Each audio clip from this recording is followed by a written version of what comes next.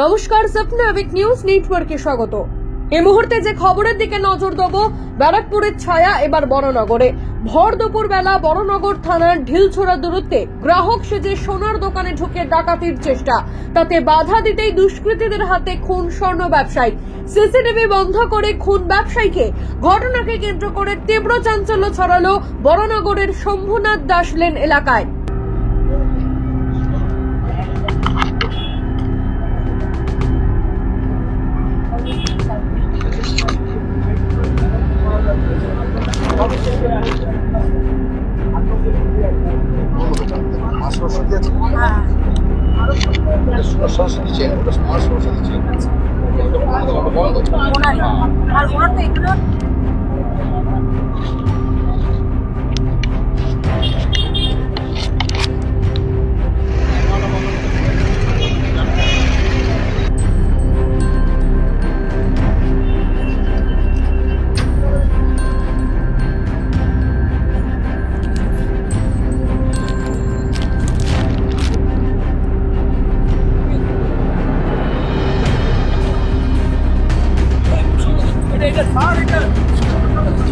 अरे आपके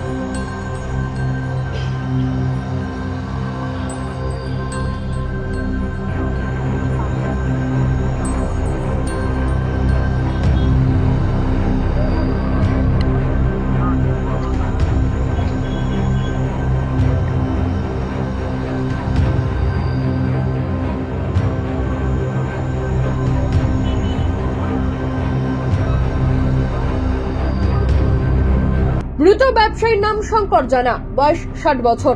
সূত্রের খবর, ব্যবসায়ীর দোকানের উল্টো দিকের বাড়িতে থাকা সিসিটিভিতে স্বর্ণ ব্যবসায়ী শঙ্কর জানার দোকানে 5 জন গ্রাহকের গতিবিধি দেখে সন্দেহ হয় প্রতিবেশীদের।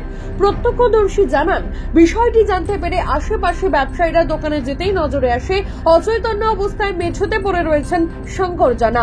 সঙ্গে সঙ্গে প্রশাসনকে খবর দিলে বড়নগর থানার পুলিশ ঘটনাস্থলে পৌঁছে শঙ্কর জানাকে উদ্ধার করে নিকটবর্তী হাসপাতালে নিয়ে গেলে চিকিৎসকরা তাকে মৃত বলে ঘোষণা করে। তো দোকানে কাজে সবে বসেছি, তো আমাকে এই উল্টো দিকেই হচ্ছে লালটুদা বলে যে ভদ্রলোক থাকে, ওই দাদা এসে ডাকলো যে ভাই একবার বাইরে এসো।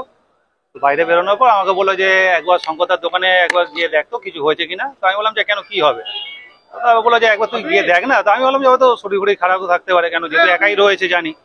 তো আমি গিয়ে, দোকান তো খোলাই রয়েছে, কাঁচের দরজাটা খুলে আমি জাস্ট মুখটা বাড়িয়েছি, বাড়িয়ে দেখলাম যে শঙ্করদার পা দুটো বাঁধা ছিল লাল একটা দড়ি দিয়ে, আর গায়ে বা দেয়ালে অল্প বিস্তর রক্ত কিছু দাগ পড়ে রয়েছে। তো ওই অবস্থা দেখে আমি বাইরে বেরিয়ে পড়ি। ওনার বাইরে বার করার সময় যেটা দেখলাম, মুখটা হচ্ছে এই জায়গাটা ফুলেছিল আর কপালের এই জায়গাটাতে একটা দাগ মতো ছিল। তো ওই দেখে আমি ওনার ছেলেকে আগে সবার প্রথম ফোন করি। ওনার ছেলে এখন দিল্লিতে আছে।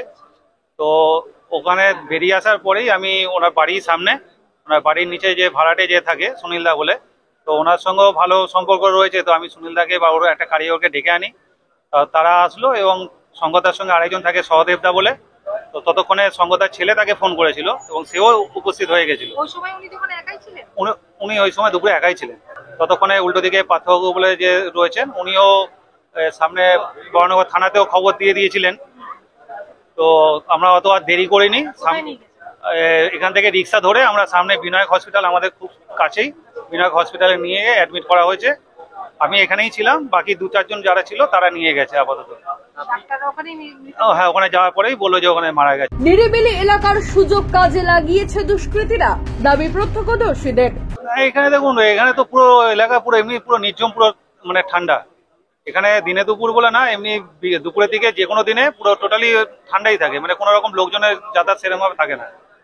তাই এখানে এই ঘটনা হলেও কিছু করার থাকে না কারোর পক্ষে। আর শঙ্করদার যেখানে আজকে যে ঘটনা হয়েছে, শঙ্করদার দোকানও দুপুরবেলা অ্যাকচুয়ালি বন্ধই থাকে। খুব বিশেষ বিশেষ কোনো মানে অকেশনে এতে তখনই একমাত্র খোলা থাকে, আর নাহলে উনি হচ্ছে চিরকালই দোকান দুপুরের দিকে শাটার খোলা থাকে, কিন্তু ক্রসওয়েল গেটটা চাবি মেরে রাখেন এবং খুব পরিচিত খুব ক্লোজ কাস্টমার না হলে উনি কোনো কাস্টমারকে অ্যালাউ করেন না। হ্যাঁ, একটু তো পাশে যেহেতু রয়েছি, পাশাপাশি এরকম হলে একটু তো ভয় থাকেই। খবর পেয়ে ঘটনাস্থল পরিদর্শনে আসেন ব্যারাকপুর পুলিশ কমিশনারেটের নগরপাল মুরলীধর শর্মা।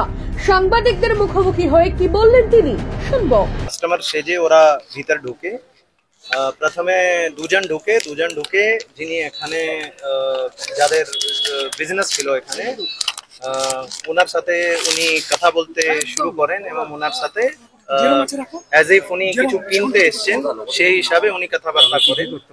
এবং যখন উনি ওনাকে বিভিন্ন জিনিস দেখাতে শুরু করেন সেই সময় আরো দুজন ছেলে ঢুকে পড়ে এবং আচমকা ওনার উপর ঘুষি এবং লাত মারতে শুরু করে দেয় এবং ওনাকে ওরা বেঁধে দেয়। একটা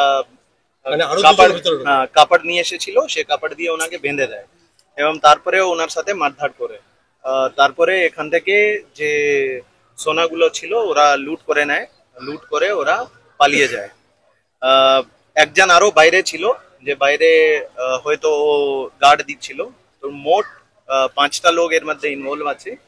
আমাদের ফরেন্সিক টিম এখানে এসছেন, আমরা সিসিটিভির কিছু পেয়েছি এবং আমাদের টিম তদন্ত করছে, বিডির টিম ওর পিছনে আছে। আমরা খুব শীঘ্র এদেরকে চিহ্নিত করে এদেরকে ধরব। ঘটনাস্থলে পৌঁছান স্থানীয় কাউন্সিলর, বড়নগর পৌরসভার উপপৌর প্রধান দিলীপ নারায়ণ বসু। শুনবো তার বক্তব্য। আমরা দৌড়ে এসেছি, 3টের পরে ঘটনাটা ঘটে। কেউ বলে ডাকাতি, কেউ বলে চুরি চারচারি। পরবর্তী সময়ে আমরা এসে দেখলাম যে দোকানদার নিজেই মারা।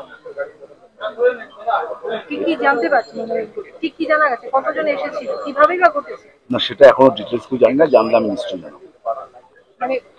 কতজন এসছে সিসিটিভি ফুটেজ না থেকে বোঝা যাবে। তবে উল্টো দিকের বাড়ি থেকে তারা তাদের সিসিটিভি ফুটেজে দেখছে যে কারা এসেছিল, দোকানে ঢুকছে, দোকান থেকে বেরোচ্ছে। পাশের দোকানদারকে বলেছে, পাশের দোকানদার যখন বেরিয়েছে তখন দেখছে ওরা বেরিয়ে যাচ্ছে, তখন অলরেডি মার্ডার। প্রশাসনের অনুমান দুপুর 3টে থেকে 3:30-এর মধ্যে লুট এবং খুনের এই ঘটনা ঘটেছে।